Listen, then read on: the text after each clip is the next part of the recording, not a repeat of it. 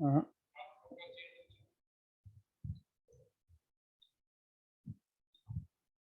4 है। नहीं।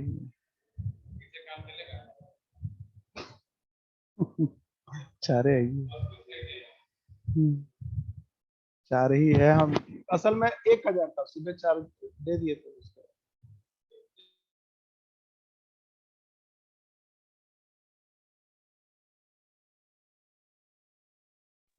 ठीक है, स्टार्ट करते हैं फिर। तो पिछले लेक्चर में हम लोग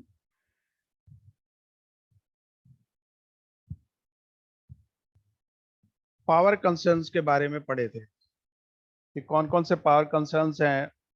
यानी मेजर पावर कंसर्न तो रिक्वायरमेंट में तभी है जब अगर कोई हम ऐसा एम्बेडेड सिस्टम यूज कर रहे हैं जहाँ पे पावर कंस्ट्रेंट बहुत इंपॉर्टेंट रहता है, या बैटरी ऑपरेटेड है, पावर सप्लाई इजीली अवेलेबल नहीं हो सकती, तो उस जगह पे पावर कंसर्न मेजर पार्ट अपना प्ले करता है।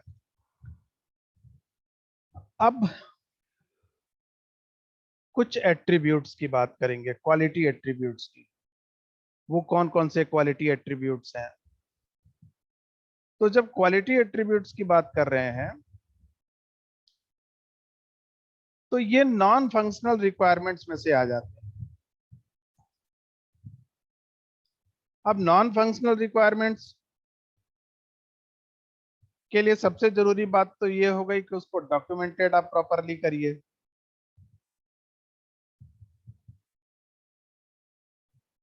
And if the quality attributes are more concrete and measurable, it will give you a positive impact on the system development process and the end product.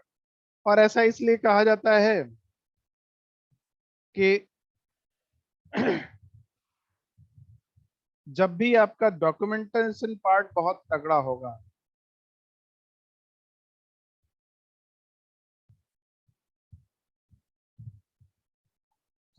तो जो and product आपका बनेगा उसका development आपने कहाँ से स्टार्ट किया था,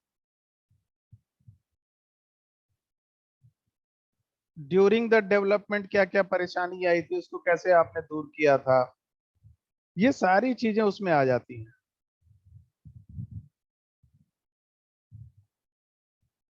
और जितने भी आपके एम्बेडेड सिस्टम के क्वालिटी एट्रीब्यूट्स हैं उनको आपने कैसे एड्रेस किया है, तो ब्रॉडली क्लासिफाई अगर करें तो वो दो मेजर कैटेगरीज में आते हैं।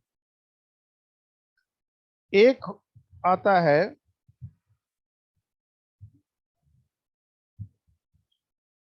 ऑपरेशनल क्वालिटी एट्रीब्यूट्स और दूसरा है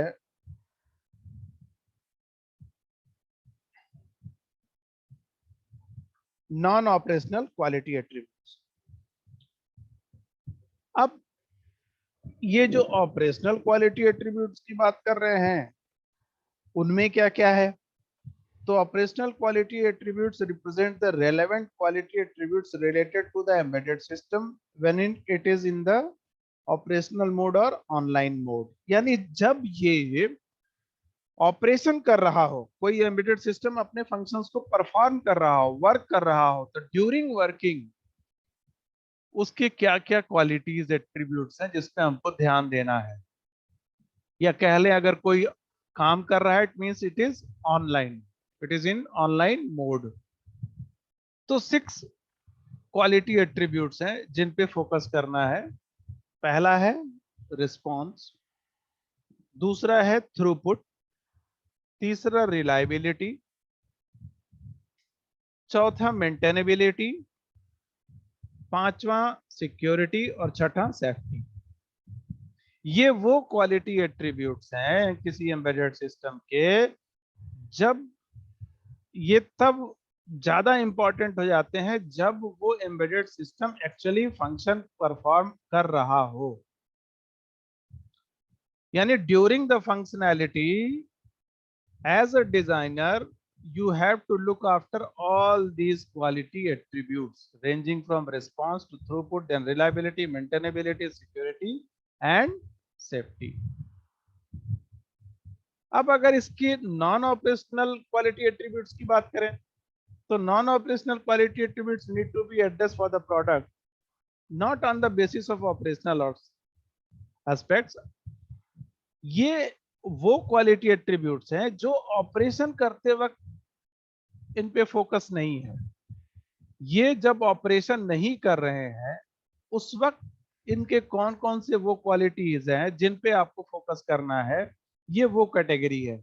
और इनमें कौन कौन से चीजें हैं, जैसे उस एम्बेडेड सिस्टम को जिसको आपने डिजाइन किया उसकी टेस्टेबिलिटी क्या होगी, क्या क्या टेस्टिंग अप्रोच है उसके, उसको डिबग करने के लिए जो एबिलिटी है वो कौन सी है, डिबग हो सकता है नहीं हो सकता है, इवोलेबिलिटी, क्या इसमें अपग्रेडेशन की संभावना है या ये जो है बिल्कुल एंड प्रोडक्ट है, इसमें फर्दर कोई भी इंप्रूवमेंट अब पॉसिबल नहीं है, पोर्टेबल है या नहीं है ये embedded system, time to prototype and market, कितनी दिनों में आप इसका प्रोटोटाइप बना लेंगे, इसका फाइनल प्रोडक्ट बना लेंगे और कितने दिनों में आप उसको डिप्लॉय कर लेंगे मार्केट में, ये इसका अगला नॉन ऑपरेशनल क्वालिटी एट्रीब्यूट्स है। और फाइनल जो नॉन ऑपरेशनल क्वालिटी एट्रीब्यूट्स है वो ये है कि इसकी पर यूनिट कॉस्ट क्या होगी मैन्युफैक्चरिंग में। और टोटल कॉस्ट की जब बात कर रहे हैं तो इसमें हम जो है वो मैन पावर की जो कॉस्टिंग है उसको भी लेते हैं, डिप्लॉयमेंट का कॉस्ट जो है उसको भी लेते हैं, रॉ मटेरियल का प्रोक्योरमेंट जब किया था तो उसके भी ट्रांसपोर्टेशन का चार्ज जो आया था वो भी लेते हैं। तो ये सारा कुछ जो है वो उसके टोटल कॉस्ट में कंबाइंड कर दिया जाता है। तो ये 6 तरह की ऑपरेशनल क्वालिटी एट्रीब्यूट्स होती हैं और 5 तरह की नॉन ऑपरेशनल क्वालिटी एट्रीब्यूट्स होती हैं। अब हम लोग इसको डिटेल में जानने का प्रयास करेंगे कि ये जो 6 ऑपरेशनल क्वालिटी एट्रीब्यूट्स की बात की गई उनमें इनका रोल क्या है, जैसे रिस्पॉन्स किसको कह रहे हैं, कैसे मेजर करेंगे, थ्रूपुट किसको कह रहे हैं। तो सबसे पहले response. Now response is a measure of quickness of the system. कोई भी सिस्टम, एम्बेडेड सिस्टम कितना क्विकली रिस्पॉन्ड करता है अगेंस्ट द इनपुट जो उसको मिला, उसके अगेंस्ट वो कितनी जल्दी रिस्पॉन्ड कर रहा है। It gives an idea about how fast your system is tracking the change in input variable. Input में आए हुए बदलाव को मेजर करके और आपका एम्बेडेड सिस्टम कितने जल्दी उसके रेस्पेक्ट में आउटपुट को जनरेट कर रहा है, दिस कम्स अंडर रिस्पॉन्स। तो ज्यादातर एम्बेडेड सिस्टम जो है वो फास्ट रिस्पॉन्स को डिमांड करते हैं and it is also almost in real time होना चाहिए।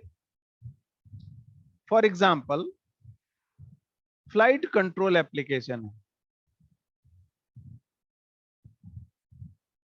तो it should response in real time manner as well as there is a very minimal delay in the response time, if at all. अगर होता भी है तो बहुत minimal हो, बहुत ही कम डिले हो रिस्पॉन्स टाइम में। क्योंकि अगर आप एविएशन की बात कर रहे हैं तो वहां पे फ्लाइट कंट्रोल में डैमेज बोथ को होने का चांसेस है, प्रॉपर्टी यानी कि एरोप्लेन को भी और प्लस पैसेंजर्स। तो पूरा क्रू जो है, crew, aeroplane, passengers all are in danger if there is a slight delay or considerable delay in the response। क्योंकि क्या होता है स्पीड काफी अधिक होती है तो अगर डिले हुए रिस्पांस टाइम में तो there is a chance of crash. जैसे पहले भी हम लोगों ने बात किया था कि जब कोई फ्लाइट लैंड कर रही हो तो लैंडिंग के टाइम में जो व्हील्स होती हैं उसकी गियर को पर्टिकुलर टाइम में ओपन होना होता है। जब वो रनवे के ऊपर आने वाला होता है एरोप्लेन तो उसके व्हील्स के गियर ओपन हो जाएं, व्हील्स बाहर आ जाएं, एक पर्टिकुलर पोजीशन में आ जाए जिससे कि जब वो लैंड करे एक पर्टिकुलर एंगल पे तो वो व्हील्स उस डायरेक्शन में इजीली मूव करना शुरू कर दें, जिससे जो शॉक या जर्क लगता है वो ना हो। अगर मान लीजिए कि आपने अपने ऐसा एम्बेडेड सिस्टम बनाया और उसमें जो एम्बेडेड सिस्टम उन व्हील्स को ओपन करता है, जो गियर्स को ऑपरेट करता है व्हील्स के ओपन करने के लिए, वो वर्क ही ना करे, उस केस में क्या होगा? अब लैंडिंग तो होनी है, व्हील ओपन हो नहीं रहा, तो उस केस में क्या होता है? अभी आप लोगों ने पीछे देखा होगा 15-20 दिनों पहले कि नागपुर से चला हुआ है एक एयरबस, मुंबई में उसकी आपातकालीन इमरजेंसी लैंडिंग कराई गई और उसके व्हील्स ओपन नहीं हो रहे थे, तो उस कंडीशन में उसको बोलते हैं बेली लैंडिंग। बेली यानी पेट के बल उसकी लैंडिंग हुई, क्योंकि व्हील ओपन हुए ही नहीं, तो व्हील्स ओपन नहीं हुए तो पूरे का पूरा जो प्लेन था उसकी लैंडिंग उसके लोअर जो उसका पोर्शन है उस पर हुआ। अब वहां पे चांस आग लगने का बढ़ जाता है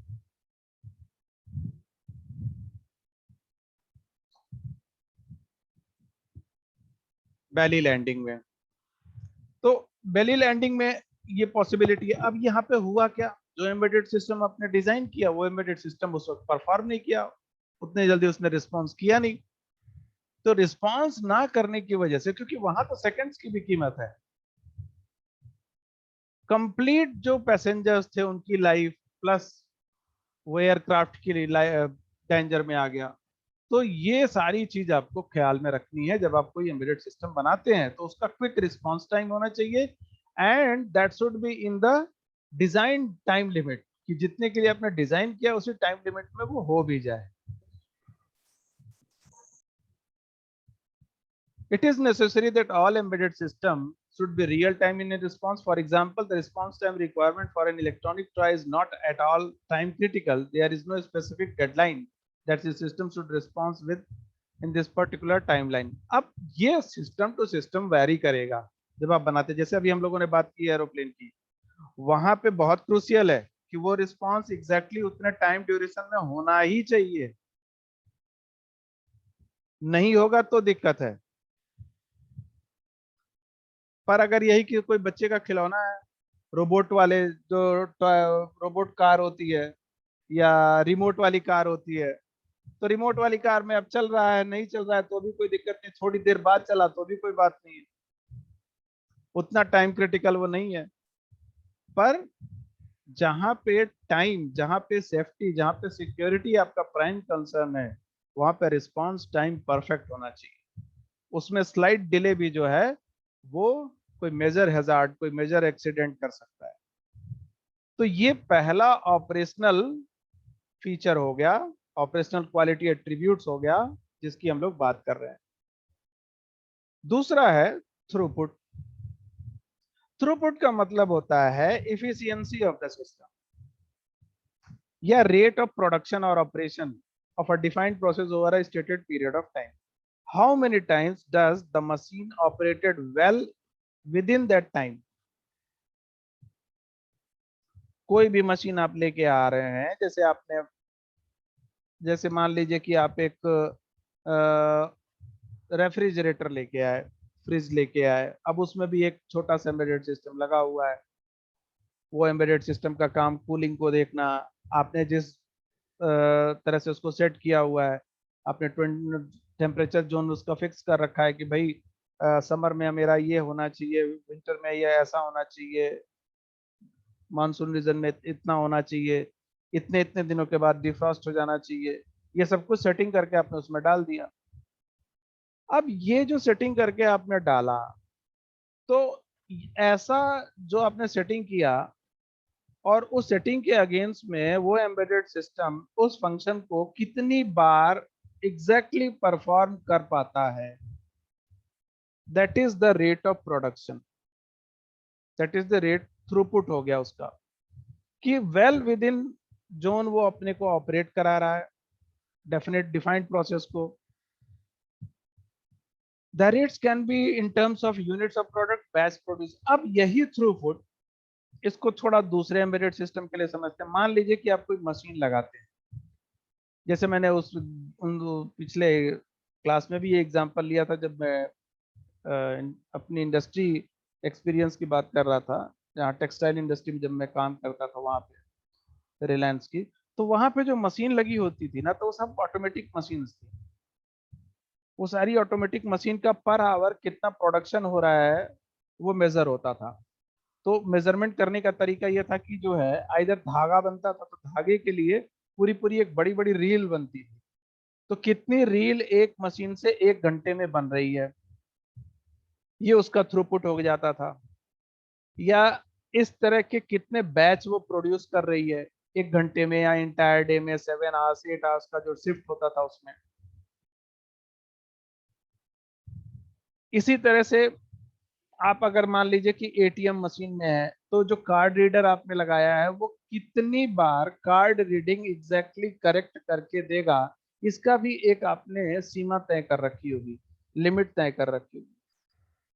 जैसे अभी आप लोग देखते होंगे मोबाइल में या लैपटॉप के चार्जर्स में जो बैटरी होती है ना, ये बैटरी का भी बिल्कुल एकदम टाइम साइकिल इन लोगों ने डिसाइड करके रखा हुआ है कि भैया ये 3,000 बार या 4,000 बार फुल चार्ज से लेकर के फुल ड्रेन तक ये काम करेगी, और उसके बाद इसकी जो है एफिशिएंसी या इसकी थ्रूपुट जो है वो कम होती जाएगी, खत्म हो जाएगी। तो उतने ही समय तक ये चलता है, ये उसका बेंचमार्क हो गया। ये उस एम्बेडेड सिस्टम का थ्रूपुट हो गया कि भाई इतने तक 2,000 बार 4,000 बार 5,000 बार ये सक्सेसफुली ऑपरेट करेगी। अब वो 4,000 5,000 आप जो है 1 महीने में करा लें, 2 साल में करा लें, 3 साल में करा लें, ये आपके ऊपर है। तो वो उस तरह से एम्बेडेड सिस्टम उस पर्टिकुलर ड्यूरेशन के लिए, उतने टाइम के लिए अपना कंप्लीट आउटपुट प्रोड्यूस करते हैं। ये उनका एक रेफरेंस पॉइंट बन जाता है। तो benchmark can be a set of performance criteria that a product is expected to meet, or a standard product that can be used for comparing other products of the same product line। अब ये benchmark बहुत special performance criteria बन जाती है। जैसे एक normal आप switch ले लीजिए जो आप लगाते हैं घर में, तो अब आप वहां पे जाते हैं तो अब आपको ये यार एंकर का ले लें, हैवेल्स का ले लें, ये सब थोड़ा अच्छा क्वालिटी है, कंपनी अच्छी है, तो इनकी जो है वो एफिशिएंसी भी अच्छी होगी। अब आप उसके लिए परफॉर्मेंस क्राइटेरिया को भी मेजर करते हैं कि हाँ उनके यहाँ लगा हुआ है या उनके यहाँ इस तरह का लगा हुआ है और वो इतने दिनों से काम कर रहा है, सही तरह से काम कर रहा है। तो ये एक तरह का बेंचमार्क सेट हो गया। तो बेंचमार्क का मतलब ये हुआ कि एक्सपेक्टेड टू मीट है certain product with certain criteria up to certain product line, वो अपने डिजायर्ड फंक्शन को परफॉर्म कर रहा है। तो जैसे जैसे कॉस्ट बढ़ती जाती है एम्बेडेड सिस्टम प्रोडक्ट्स की, जितना महंगा आप लेते जाते हैं, उतने ही आपकी जो है वो कंसिडरेशन इसके प्रति भी बढ़ती जाती है कि भैया थ्रूपुट कितना है एक्चुअली में इसका, ये तो बता दो। तो ये सब कुछ जो है उनके डेटा शीट में दिया रहता है, और यही सब प्रोडक्ट्स की कैरेक्टरिस्टिक में भी हम लोग को दिखता है।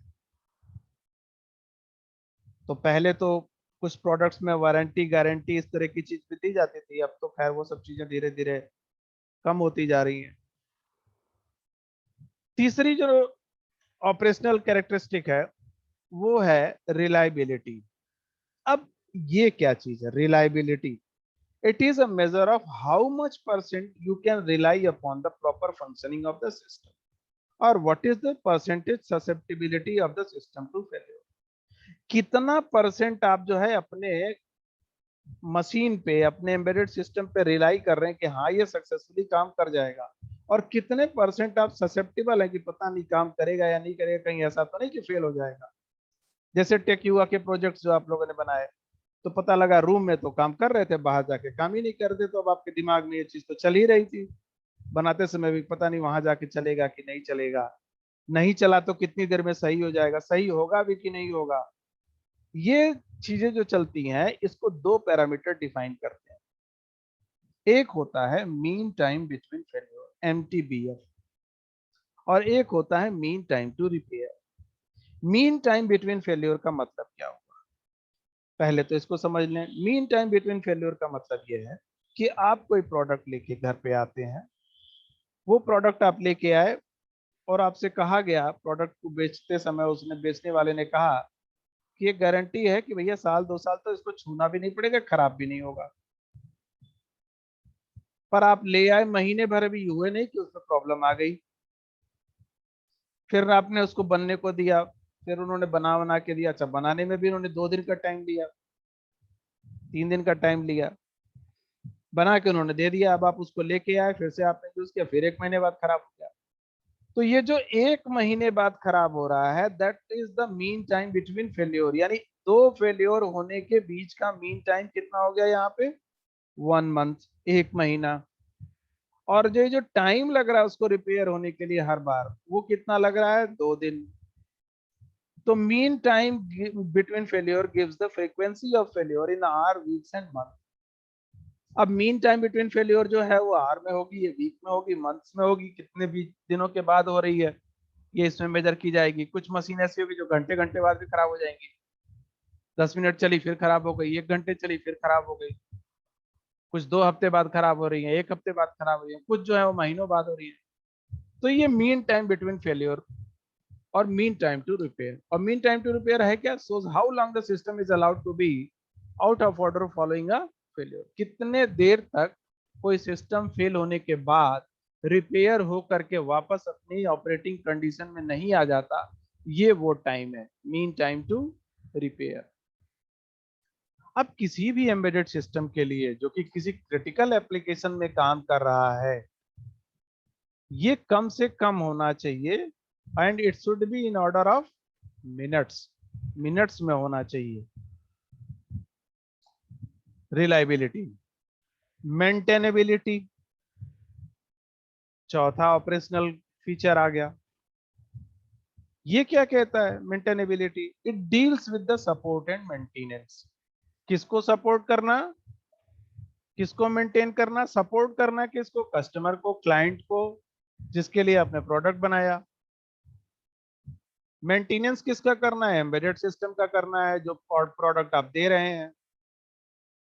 तो अगर एंड यूजर या क्लाइंट को कोई प्रॉब्लम आती है मेंटेनेंस को लेकर के, तो सब डेफिनेटली वो दो चीजों में आएगी, आइदर सपोर्ट या मेंटेनेंस में। तो अगर उसका प्रोडक्ट जो आपने एम्बेडेड सिस्टम उसको दिया है वो फेल हो गया, किसी तरह से प्रॉब्लम में आ गया, या उसका रूटीन सिस्टम चेकअप होना है, उसका सर्विस होना है, तो ये दोनों चीजें आप कराएंगे कैसे, ये आता है आपके मेंटेनेबिलिटी में, सपोर्ट एंड मेंटेनेंस सिस्टम में। तो रिलायबिलिटी और मेंटेनेबिलिटी को अगर कह लें तो ये दो कॉम्प्लीमेंट्री डिसिप्लिन है। क्यों, क्योंकि अगर रिलायबिलिटी कम होती है, इट मींस कि इट रिक्वायर्स फ्रीक्वेंट रिपेयर, और अगर फ्रीक्वेंट रिपेयरिंग की जरूरत पड़ रही है तो आपका मेंटेनेंस सिस्टम बहुत स्ट्रांग होना चाहिए, जो बार बार उसको रिपेयर करके एग्जैक्टली कम समय में दे सके। तो रिलायबिलिटी और मेंटेनेबिलिटी जो है वो कॉम्प्लीमेंट्री डिसिप्लिन कही जाती है। A more reliable system means a system with less corrective maintainability. ज्यादा रिलायबल सिस्टम वो होता है जिसमें करेक्टिव मेंटेनेबिलिटी की रिक्वायरमेंट कम से कम पड़े,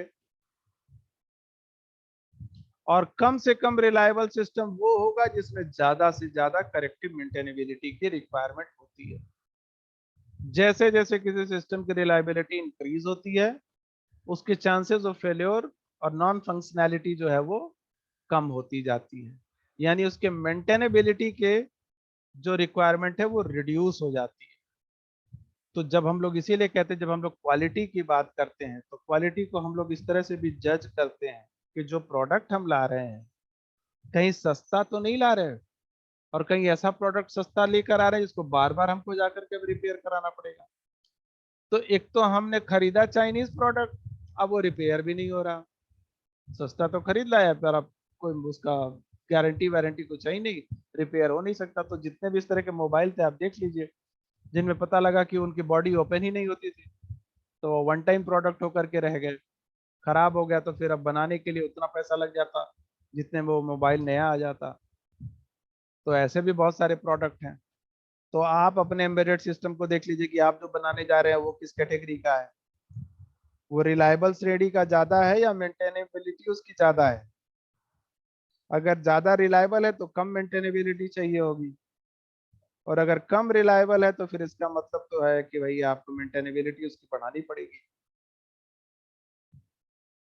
पर फोकस जो है वो रिलायबिलिटी पे होना चाहिए। अब मेंटेनेबिलिटी का भी एक इशू है। मेंटेनेबिलिटी तो आप तब कर पाएंगे ना जब, जैसे मान लीजिए कि आपका कोई एम्बेडेड सिस्टम बनाया और उसको मेंटेन करने के लिए सर्विस सेंटर पे ले गए दिए, और सर्विस सेंटर वाला कह रहा है कि भैया ये बना तो हम इसको 1 घंटे में दें, लेकिन मेरे पास कंपोनेंट ही नहीं है। अब बात आ गई अवेलेबिलिटी की। तो maintainability is closely related to the system availability.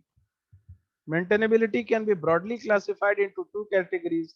One is scheduled or periodic maintenance और दूसरा है मेंटेनेंस टू अनएक्सपेक्टेड फेलियर। एक तो वो हो गया जो आपकी सर्विसिंग ड्यू हो जाती है, 4 व्हीलर 2 व्हीलर ले लिया तो हर 2 महीने 3 महीने या इतने किलोमीटर के बाद आपको करानी ही करानी है, ये हो गया उसका शेड्यूल्ड या पीरियोडिक मेंटेनेंस, जिसको हम प्रिवेंटिव मेंटेनेंस भी कहते हैं। और दूसरा हो गया कि भैया अनएक्सपेक्टेड फेल्योर हो गया, गाड़ी खराब हो ही गई किसी कारणों से, अब हमको उसको सर्विस कराना पड़ेगा, दिखाना पड़ेगा ले जाकर के सर्विस सेंटर पे। तो ये हो गया करेक्टिव मेंटेनेंस, क्योंकि अब वो बगैर ठीक हुए चलने वाली नहीं है। शेड्यूल्ड मेंटेनेंस में गाड़ी चल रही थी लेकिन उसका टाइम ड्यू हो गया था, उसका शेड्यूल्ड हो गया था कि नहीं अब इसका होना है, तो फंक्शन तो वहां वो परफॉर्म कर रही थी, तो वो हो गया प्रिवेंटिव मेंटेनेंस। यानी कि बंद होने के पहले का मेंटेनेंस, भैया वो स्थिति ना आए तो आपने करा लिया पीरियोडिक मेंटेनेंस। लेकिन एक तो हो गया कि भाई हमारा सिस्टम अब काम ही नहीं कर रहा, अब हमको इसको करेक्ट करना पड़ेगा, तब जाकर के ये जो है काम करना शुरू करेगा, तो उसको कहते हैं corrective maintenance. Some embedded products may use consumable components or may contain components which are subject to wear and tear and they should be replaced on periodic basis. The period may be based on the total loss of the system usage or the total output of the system delivered. अब कुछ ऐसे भी होते हैं embedded products जिसमें consumable product होता है, तो जैसा नीचे एक एग्जांपल में दिया हुआ है, तो आप लोग को पता होगा प्रिंटर में कार्ट्रिज लगती है ना, ये कार्ट्रिजेस जितनी भी लगती हैं इनका एक टाइम है कि भैया या तो 400 पेज 500 पेज 600 पेज प्रिंट करेंगी, इसके बाद इनका कार्ट्रिज को आपको निकाल के फिर से फिल करना होगा या रिप्लेस करना होगा। अब इसमें क्या हो गया कि शेड्यूल्ड या पीरियोडिक मेंटेनेंस जो है ये होना चाहिए। तो अब आइदर आप इसको ऐसे डिसाइड कर लें कि हम पर डे 20 पेज प्रिंट करेंगे, तो उसके हिसाब से शेड्यूलिंग कर लें कि भाई अगर 400 पेज के बाद हमको चाहिए तो 20 पेज अगर हम एक दिन में कर रहे हैं तो इसका मतलब कि 20 दिनों के बाद हमको कार्ट्रिज को फिर से इधर रिप्लेस करना या रिफिल करना है, उस हिसाब से आपने उसकी शेड्यूल या पीरियोडिक मेंटेनेंस तय कर ली। एक होता है कि करेक्टिव, करेक्टिव का मतलब पेपर तो है, इंक भी है, प्रिंटर भी सही काम कर रहा है, सडनली पेपर जाम हो गया किसी कारणों से, मॉइस्चर की वजह से या कोई और कारणों से पेपर जाम हो गया। अब यहाँ पे क्या है कि ये शेड्यूल्ड या पीरियोडिक मेंटेनेंस नहीं है, ये है मेंटेनेंस टू अनएक्सपेक्टेड फेल्योर। अब आपको उसको इमीडिएटली रिपेयर या रिजॉल्व करना होगा, तब जाकर के नेक्स्ट वो काम करना शुरू करेगा। तो कुछ ऐसे भी एम्बेडेड प्रोडक्ट्स होते हैं जिसमें कंज्यूमेबल कंपोनेंट्स लगते हैं, इनको आपको आइदर रिप्लेस करते रहना पड़ता है कुछ दिनों के बाद क्योंकि उनमें वेयर एंड टियर होते जाते हैं, या चूंकि वो कंज्यूमेबल है इसलिए वो खत्म हो जाएंगे, समय के साथ साथ वो खत्म होते जाते हैं, तो उनको आपको नया जो है उनके में फीड करना होगा। तो ऐसा बहुत सारा एम्बेडेड प्रोडक्ट्स बनता है। इवन आपके कंपोनेंट्स भी आप यूज करते हैं, जो इलेक्ट्रॉनिक्स कंपोनेंट यूज करते हैं, टाइमर काउंटर्स ये सब जो यूज करते हैं ना, इनका भी एक लाइफ टाइम है। ये इसके बाद रिलेज यूज कर रहे हैं तो पर्टिकुलर एक रिले कितने सक्सेसफुल ऑपरेशन के बाद खराब हो जाएगा, इसकी भी एक ड्यूरेशन है, तो उसके बाद आपको उनको रिप्लेस करना ही होता है। तो जैसा आपका एम्बेडेड आप जो बना रहे हैं प्रोडक्ट बना रहे हैं वो जिस तरह का है उसके हिसाब से आपको उस तरह का मैनेजमेंट करना होता है। अब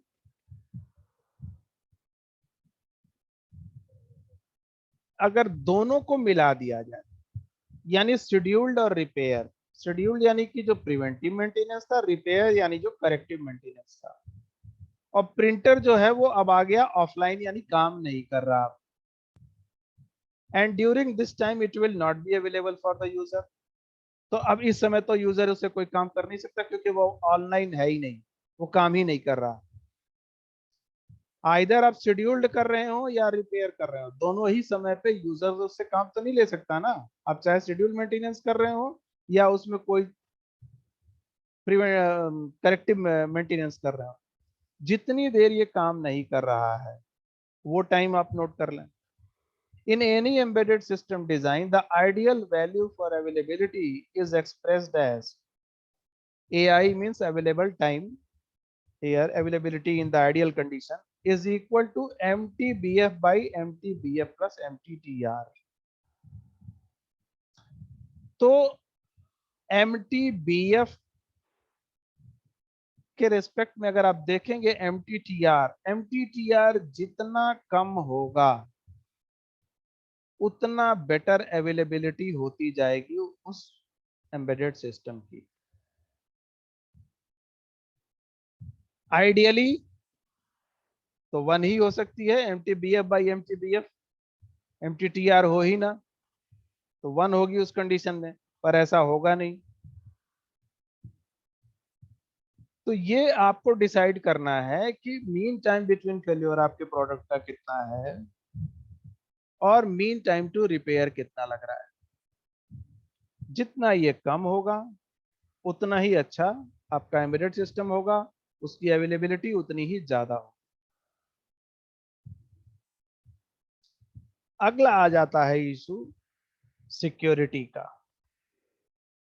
this covers confidentiality, integrity and availability. Now the term availability which is mentioned earlier, so this availability is not the term which is used earlier, यानी ये वो टर्म नहीं है। अब ये क्या टर्म है इसको थोड़ा समझते हैं। इंटीग्रिटी का मतलब यहाँ पे क्या है, कॉन्फिडेंशियलिटी का मतलब क्या हुआ। तो कॉन्फिडेंशियलिटी का मतलब यहाँ पे ये हुआ कि protection of data and application from unauthorised disclosure. तो जो एम्बेडेड सिस्टम आपने बनाया क्या वो आपके क्लाइंट के लिए सिक्योर है? अगर सिक्योरिटी ही उस क्लाइंट का प्राइम ऑब्जेक्ट है तो फिर आपको जो है अपने एम्बेडेड सिस्टम में सिक्योरिटी प्रोविजन बहुत अच्छा रखना होगा। जैसे आजकल देखा है ना, फोर व्हीलर भी गायब हो जाते हैं, चुरा लिए जाते हैं। तो आजकल फोर व्हीलर में सिक्योरिटी फीचर्स देखिए कितने एनहांस होते जा रहे हैं। फिर भी चोरी तो हो ही रही है, लेकिन पहले की अपेक्षा देखेंगे तो सिक्योरिटी जो है अब वो बढ़ाते जा रहे हैं। तो यहाँ पे क्या है कि वो पूरा का पूरा एप्लीकेशन ही प्रोटेक्ट किया जा रहा है। एप्लीकेशन यानी वो कंप्लीट कार, और उस कार में तो बहुत सारे आपने एम्बेडेड सिस्टम लगा रखे हैं, लेकिन यहाँ पे क्या है कि हम प्रोटेक्ट कर रहे हैं उसको अनऑथराइज्ड डिस्क्लोजर से, अनऑथराइज्ड ऑक्यूपेंसी से, कि अनऑथराइज्ड कोई उसको ले ना ले। तो प्रोटेक्शन ऑफ डेटा की बात जब आएगी तो दैट कम्स अंडर इंटीग्रिटी। तो आपने एटीएम कार्ड में कार्ड रीडर में कार्ड लगाया, कार्ड रीडर ने तो सब कुछ डेटा वेटा आपका देख लिया। अब जो कम्युनिकेशन करने वाला पार्ट है वो उस डेटा के साथ ब्रीच ना करे, उस डेटा को किसी को देना। वो डेटा जो है वो आपके कार्ड से जो डेटा है वो सीधे सीधे आपके बैंक को सिर्फ जा रहा है और बैंक ही जान पाए। ये ना हो कि आपके कार्ड की क्लोनिंग हो जाए और उसका जो डेटा है वो दूसरे